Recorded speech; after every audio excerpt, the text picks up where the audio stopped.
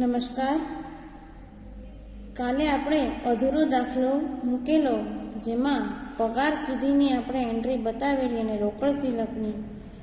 તો હવે આપેલ વટાવ તો આપણે જોઈએ કે ઉપર ઉધાર બાકી છે તો કાંઈ ખર્ચ હોય ને કાંઈ મિલકત હોય. તો વટાવ છે એ કોઈ પણ પ્રકારની મિલકતમાં એનો સમાવેશ થતો નથી, માટે ક્યાં આવશે તો કે નફા નુકસાન ખાતાની ઉધાર બાજુ આવશે, વેચાણ વિતરણ ખર્ચની અંદર.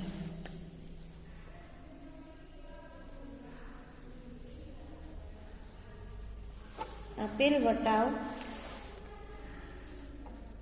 1400 હવાલો હોવાથી આપણે એને અંદરની બાજુએ લખશું.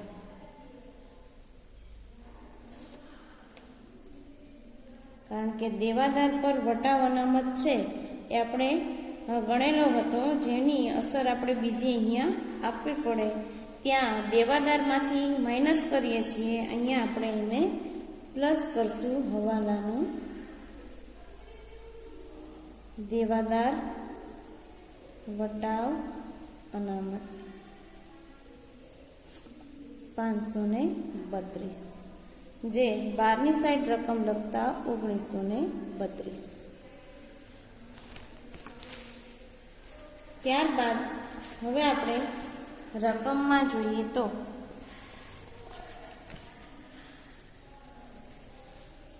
માલ પરતની નોંધ થઈ ગઈ, કાલખાદની નોંધ થઈ ગઈ. હવે બાકી છે સ્ટેશનરીનો ખર્ચ. તેમાં હવાલો છે 500 ચૂકવવાનો બાકી. તો સ્ટેશનરી ખર્ચ હોવાથી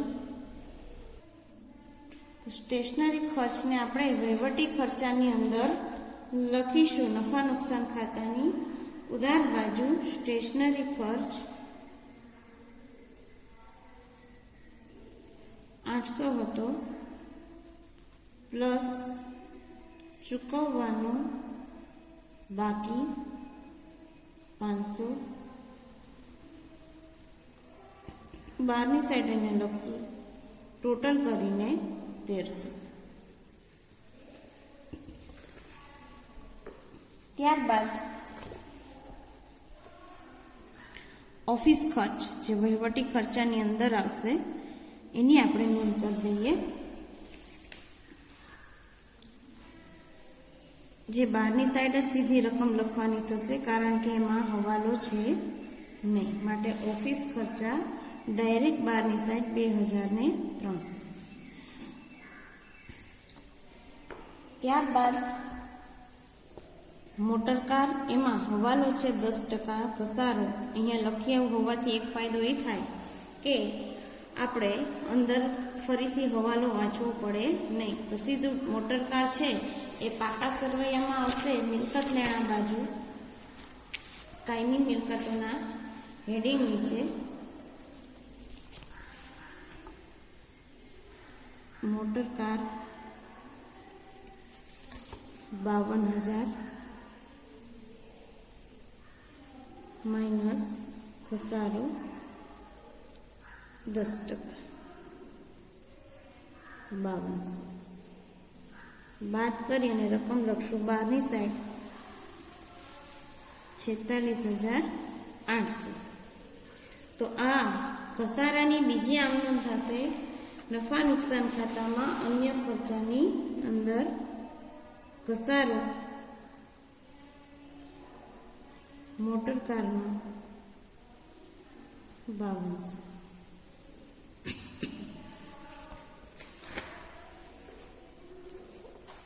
ત્યારબાદ આપણે અહીં મકાનમાં કોઈ જ હવાલો નથી, ફક્ત 60,200 આપેલા છે, માટે સીધું પાકા સરવૈયામાં એને મિલકત લેણા બાજુ દર્શાવવાનું રહેશે.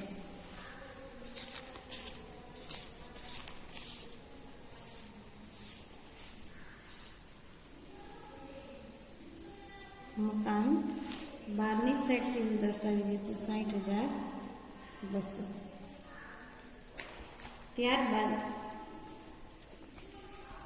અગાઉથી ચૂકવેલ ખર્ચ, જે કાચા સરવૈયામાં આપેલ છે, ઓફિસ ખર્ચ, તો અગાઉથી ચૂકવેલ ઓફિસ ખર્ચ કાચા સરવૈયામાં હવાલામાં નહીં કાચા સરવૈયામાં આપેલ છે, માટે એક તો એની ઉધાર બાકી છે એટલે તેની બીજી એક જ નોંધ થશે અને એ પણ પાકા સરવૈયામાં ચાલુ મિલકત લેણા બાજુ ચાલુ મિલકતોમાં આવશે. અગાઉથી ચૂકવેલ ઓફિસ ખર્ચ જે આવશે 1200. હવે આખો સ્ટોક હતો જે આપણે અહીં લખેલ છે એની નોંધ થઈ ગયેલ છે. હવે જમા બાજુ જોઈ લઈએ તો મૂડી ખાતા આપ્યા છે, એમાં હવાલો છે 5% વ્યાજનો. તો મૂડી ખાતામાં યશ અને જશની મૂડી આપેલ છે, તો સૌથી પહેલા આપણે એને મૂડી ખાતામાં દર્શાવી દઈએ. તારીખ 1/4/2016 બાકી આગળ લાવ્યા, જેમાં યશની બાકી છે 50,000 અને જશની બાકી છે 40,000. સાથે સાથે એનું વ્યાજ પણ આપણે દર્શાવી દઈએ. તારીખ 31/3/2017 રોજ મૂડી પર વ્યાજ આપણને 5% ગણવાનું કીધેલ છે.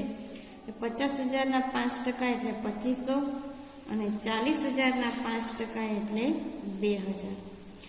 હવાલામાં આપેલ મૂડી પર વ્યાજ એની બે અસર થાય. બીજી અસર થશે નફા નુકસાન ફાળવણી ખાતામાં ઉધાર બાજુ, કારણ કે મૂડી પર વ્યાજ એ ભાગીદારની આવક છે, પણ ભાગીદારી પેઢી માટે એ ખર્ચ છે. આ વસ્તુ ભૂલવાની નહીં. ઓબ્જેક્ટિવમાં પણ આ વસ્તુ પૂછાય છે, એટલે ખાસ યાદ રાખવાનું છે કે મૂડી પર વ્યાજ એ ભાગીદારી પેઢી માટે શું છે અને ભાગીદાર માટે શું છે. ખાસ છેલ્લે વાંચવાનું, ભાગીદારી પેઢી માટે શું અને ભાગીદાર માટે શું. હવે અહીંયા મૂડી પર વ્યાજ યશનું 2500 અને જશનું 2000, કુલ ટોટલ આપણે બહારની સાઈડ લખી નાખીએ 4,500. ત્યારબાદ આપણે અહીં વેપારીઓ ઉપર આપ્યું છે જમા બાકી, એટલે કાં તો એ મૂડી હોય અથવા તો આવક હોય. તો વેપારીઓ આપેલા છે અને જમા બાકી છે, માટે એને આપણે વેચાણ તરીકે લેણદારો તરીકે ઓળખીશું. વેચાણ આપણે પછી આવશે, હજી આવ્યું નથી, એની નીચેનું બોલાઈ ગયું. તો વેપારીઓ આપણને આપેલા છે 16,400. તો 16,400 એ લેણદારો કહેવાય, માટે એને ચાલુ દેવામાં લખશું. વેપારીઓ કૌંસમાં લેણદારો ન લખો તો પણ ચાલે. 16,400. ત્યારબાદ એની નીચે જ આપેલું છે વેચાણ 2,04,000, જેને આપણે વેપાર ખાતામાં જમા બાજુ નોંધ કરશું અને આપણે માલ પરત ઉધાર અને માલ પરત જમા આપેલું છે, માટે અંદરની સાઈડ લખશું. એટલે વેચાણ છે 2,04,000 માઇનસ વેચાણ પરત જે આપેલું છે 2,400, બાદ કરતા રકમ બહારની સાઈડ 2,01,600. હવે આગળ અહીંયા આપણે ચેક કરી લઈએ કે માલ પરત ઉધાર અને માલ પરત જમા. તો માલ પરત જમાની નોંધ થઈ હતી, અહીંયા માલ પરત ઉધારની નોંધ બાકી હતી, જે આપણે ઉધાર એટલે વેચાણ માલ પરતમાંથી એ બાદ કરી નાખ્યું. હવે ત્યાર પછી જોવાનું છે દેવી હુંડી. તો દેવી હુંડીમાં એક પણ હવાલો ન હોવાથી ડાયરેક્ટ પાકા સરવૈયામાં લખશું. દેવી હુંડી 8,000. ત્યારબાદ આપણે આગળ જોઈએ રોકાણો વ્યાજ જેમાં આગળ પણ આપણે રોકાણો આવેલા હતા અને રોકાણોનું વ્યાજ છે એની આપણે એન્ટ્રી આપેલી હતી કે આટલું આપી દીધું ને બાકીનું મળવાનું બાકી વ્યાજ છે પ્લસ 300 કર્યું એટલે આની એન્ટ્રી થઈ ગઈ છે. ત્યાર પછી બેંક ઓવરડ્રાફ્ટ જે દેવા બાજુ આવશે,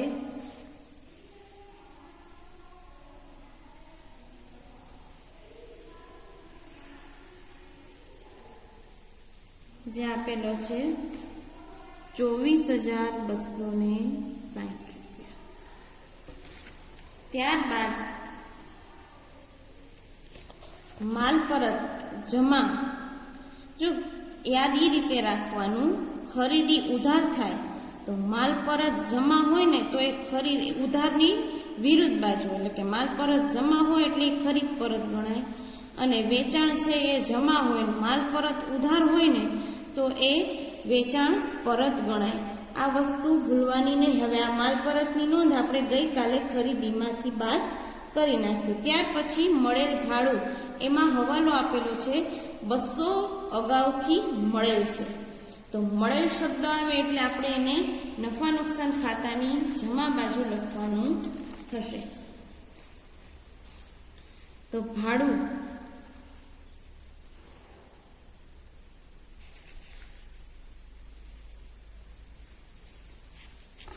600 રૂપિયા છે, માઇનસ અગાઉથી મળેલ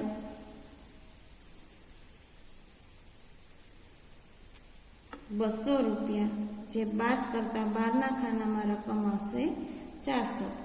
અગાઉથી મળેલ છે જે આવક છે, એટલે કે અગાઉથી મળેલ ભાડું માઇનસ કર્યું, અગાઉથી મળેલ ખર્ચ હોય તો મિલકત લેણામાં, અગાઉથી મળેલ આવક હોય તો એ મૂડી દેવામાં આવશે.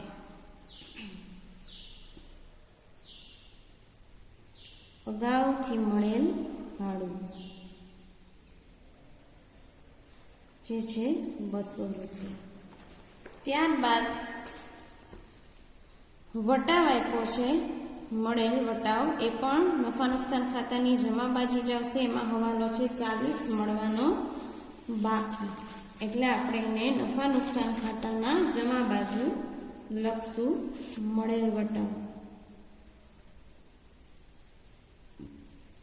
મળેલ વટાવ છે 400 પ્લસ મળવાનો બાકી એટલે 40, બહારની સાઈડ 440, માઇનસ અગાઉથી મળેલ મૂડી દેવા પ્લસ મળવાનો બાકી જે હવે ભવિષ્યમાં મળશે માટે એ આવશે પાકા સરવૈયામાં મિલકત લેણા બાજુ, ચાલુ મિલકતની શીર્ષકની નીચે. મળવાનો બાકી વટાવ 40 રૂપિયા. ત્યારબાદ ખાલખાદ અનામત છે 2000, એનો આપણે કાલે અસર આપી દીધેલી છે, છતાં ચેક કરી લઈએ. નફા નુકસાન ખાતામાં જો અહીંયા બાદ કરેલી છે. ત્યાર પછી ઉપાડથી ગયેલ માલ 740, વેપાર ખાતામાં જોઈ લઈએ. આગથી બળી ગયેલ માલ અને એની ઉપર ઉપાડથી ગયેલ માલની પણ આપણે એન્ટ્રી આપી દીધેલી છે. અહીંયા ઉપાડથી ગયેલ માલ એ ખરીદીમાંથી શું કર્યો છે તો કે બાદ કરવાનો છે. ત્યાર પછી છેલ્લું ચૂકવવાની બાકી મજૂરી 500, જે આપણે હજુ ચૂકવવાની બાકી છે માટે આપણું દેવું ગણાય, એટલે દેવા બાજુ આવશે ચૂકવવાની બાકી મજૂરી 500. ત્યારબાદ એક વખત હવાલા ચેક કરી લઈએ કે કાંઈ બાકી રહેતું નથી ને, ફક્ત છેલ્લો હવાલો બાકી રહેશે કે જશને તેનું કમિશન બાદ કર્યા પછી વધતા નફાના 10% જે નફા નુકસાન ખાતામાં આપણે બધી અસર આપી દીધા પછી ગણવાનું રહેશે. તો સૌથી પહેલા હવે આપણે વેપાર ખાતાની સરવાળો કરી અને એની બાકી શોધી લેવાની. કે કાચો નફો આવશે કે કાચી ખોટ. વેપાર ખાતામાં આપણે આખો સ્ટોક લખતા ભૂલી ગયા છીએ, કારણ કે આખો સ્ટોક હવાલામાં હતો, જેની બે અસર આવે, એક પાકા સરવૈયામાં અને એક વેપાર ખાતાની જમા બાજુ. જોઈ લઈએ પાકા સરવૈયામાં લખ્યું છે કે નહીં, તો એમાં પણ લખવાનું બાકી જ છે. તો સાથે સાથે આપણે એમાં પણ લખી લઈએ આખર માલનો સ્ટોક 12,000.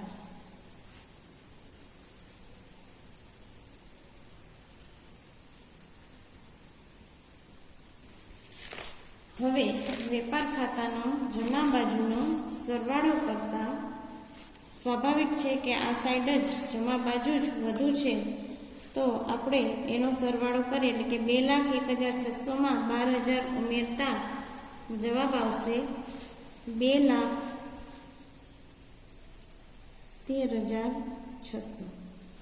રકમ વધુ હોવાથી બંને બાજુ એટલો જ ટોટલ થશે, એટલે આપણે પહેલા એ ટોટલ મારી લઈએ. તો 2,13,600માંથી આપણે ઉધાર બાજુના રકમ છે એ બાદ કરીએ તો કાચો નફો આવશે 62,740 રૂપિયા, જે આપણે નફા નુકસાન ખાતે લઈ જશું કાચો નફો. હવે નફા નુકસાન ખાતાની જમા બાજુ અસર આપી દઈએ. પહેલા વેપાર ખાતેથી લાવ્યા એટલે કે વેપાર ખાતે કાચો નફો, જેની રકમ છે 62,740. બંને બાજુની રકમ સરખાવતા આપણે 62,740 અને આ બાજુ જમા બાજુની જ રકમ વધુ હોવાથી ટોટલ કરો તો 64,180. બે ટીક માર્ક કરવા એટલે કે ખાતું પૂરું કરવાની નિશાની કરવી ફરજિયાત છે. બંને સાઈડ 64,180 લખી નાખતા ચોખ્ખો નફો આવશે, કારણ કે આમાંથી આપણે ઉધાર બાજુની બધી જ રકમ છે એ બાદ કરવાની રહેશે. અહીંયા આપણે આ ઉધાર બાજુની રકમ બાદ કરતા ચોખ્ખો નફો આવશે, જે આપણે નફા નુકસાન ફાળવણી ખાતે, જગ્યાનો અભાવ હોવાથી પૂરું નામ નથી લખ્યું, 40,248. આ નફો ક્યાં લઈ જવાનો છે? હવે આપણે નફા નુકસાન ફાળવણી ખાતે જમા બાજુ, તો ત્યાં શું લખશું? નફા નુકસાન ખાતે ચોખ્ખો નફો 40,248.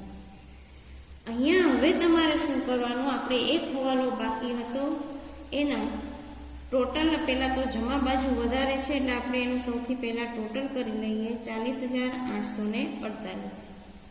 40,848 માંથી આપણે 4500 તમે જો બાદ કરો તો તમારે એ રકમ ઉપર તમારું કમિશન માટેનું વધારાના કમિશનનું પહેલા ચેપ્ટરમાં આપણે સૂત્ર આપ્યું કે ભાગીદારનો કુલ નફો ગુણ્યા કમિશનની ટકાવારી છેદમાં નફો પ્લસ કમિશનના ટકા. તો એ અહીં ગણતરીનું સૂત્ર નથી લખતી, આપણે સીધું 40,800 છે, 40,848 માંથી આપણે 4500 છે એ બાદ કરી નાખીએ તો રકમ આવશે 36,348. એને ગુણ્યા 10% છેદમાં 110. તમે ધારીને પણ ગણતરી કરી શકો કે ધારો કે કમિશન 100 છે પ્લસ 10% કમિશન, તો કમિશન બાદ કર્યા પહેલાનો નફો 110. આ રીતે પણ કરી શકો કે ભાઈ 10% કમિશન હતું ત્યારે 110% જ્યારે કુલ કમિશન કર્યા પહેલાનો નફો હતો તો ત્યારે કમિશન 10 હતું તો હાલની રકમ ઉપર કેટલું ગણાશે? તો અહીંયા જવાબમાં આવે છે 3,304.36 તો પોઈન્ટ કાઢી નાખતા 3,304 રૂપિયા છે એ જશનું કમિશન છે, જેને આપણે નફા નુકસાન ફાળવણી ખાતામાં દર્શાવશું 3,304. હવે 3,304 અને 4500 શેમાંથી બાદ કરવાના રહેશે? તો કે 40,848 માંથી. તો એનો જવાબ આવશે 33,044, જે આપણે ભાગીદારોની મૂડી ખાતે આ નફો વેચી દેવાનો રહેશે નફા નુકસાનના પ્રમાણમાં. તો અહીંયા લખવાનું ભાગીદારોના મૂડી ખાતે વહેંચણી પાત્ર નફો યશનો અને જશનો 16,522 સરખા પ્રમાણે આ રીતે લખવાનું થશે. તો 33,044 છે એની અને જશના કમિશનની આ બંનેની અસર ક્યાં હશે? ભાગીદારોના મૂડી ખાતે. તો જશનું કમિશન એની આવક છે માટે એ આપણે એને જમા બાજુ દર્શાવવાનું રહેશે, જશનું કમિશન. જે યશના ખાનામાં કંઈ નહીં આવે, આવું જ્યારે આવે ત્યારે ખાસ ધ્યાન રાખવાનું, જેનું નામ હોય એના ખાનામાં જ એનું કમિશન લખાવવું જોઈએ. ભૂલ ક્યાં થાય? તો કે આપણે ઉતાવળમાં જશના ખાનાને બદલે યશના ખાનામાં લખી નાખીએ અને જે એનું કમિશન ગણવાનું જ નથી, માટે એની ગણતરી ન હોવાથી ત્યાં ડેશ કરી નાખશું. ત્યાર પછી આપણે નફાની વહેંચણી કરી દઈએ, જે આપણે નફા નુકસાન ફાળવણી ખાતેથી લેવા છીએ વહેંચણી પાત્ર નફો, જે છે 16,522 બંનેનો. અહીંયા હવે જમા બાજુ જ વધારે હોવાથી કુલ ટોટલ થશે બંનેનો.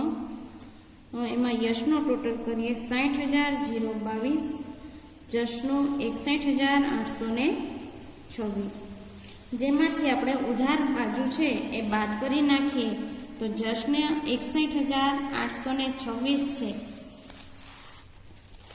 તો જેને બાદ કરતા રકમ આવશે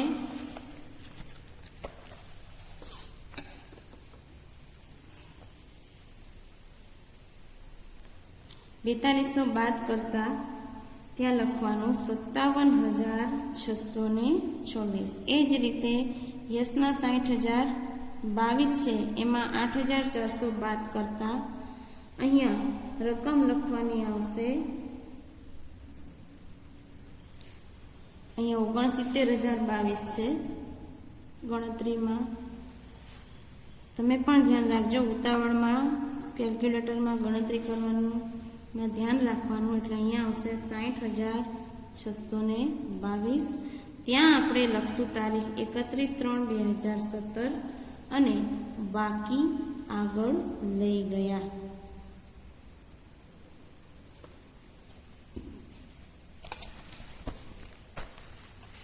હવે જે બાકી આવી એને આપણે મૂડી ખાતામાં દર્શાવવાની. તો અહીંયા આપણે ફોર્મેટ લખેલું જ છે, બિનચાલુ દેવા કંઈ જ નથી, ત્યાં ડેશ કરી નાખશું. યશની બાકી છે 60,622, જશની બાકી છે 57,626. બંનેનો ટોટલ બહારની સાઈડ 1,18,248. કુલ બંને બાજુનો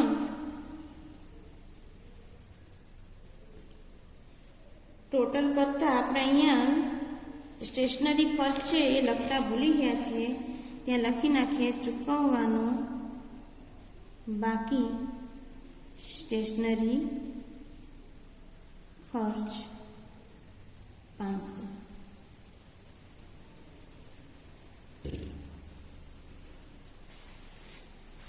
ત્યારબાદ બંને બાજુએ આપણે સરવાળો સરખો આવશે તો ટોટલ કરી નાખીએ અને બંને બાજુનો ટોટલ કરતા જવાબ આવે છે 1,68,108, 1,68,108.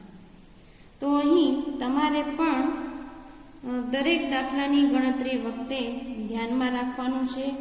એકદમ વ્યવસ્થિત મારા દાખલોમાં જેટલી ભૂલ થઈ એ તમારે ન થાય અને વ્યવસ્થિત દાખલો ગણાય એ રીતે આપણે દાખલાની ગણતરી કરવાની છે. સ્ટેપ બાય સ્ટેપ પણ કરતું જવાનું છે. જ્યારે કમિશનની વાત આવે કે નફો તમને આપ્યું હોય કે વધતા નફા પર આવે એટલે આપણે સૂત્રવાળું જ લઈ લેવાનું કે ભાઈ જે કમિશન હોય એમાં 100માં એ પ્લસ કરી દેવાનું અને એ જ રીતે દાખલો ગણવાનો. વધતા નફા પર કમિશન હોય બાદ કર્યા પછીના વધતા નફા પર. તો અહીં ખાસ ધ્યાન રાખવાનું. આ રીતે આપણે દરેક દાખલાની પ્રેક્ટિસ કરવાની છે. તમારે ઘરે પણ બને એટલી આ દાખલાની વધારેમાં વધારે પ્રેક્ટિસ કરવાની છે જેથી એક્ઝામમાં તમારે સ્પીડ આવે.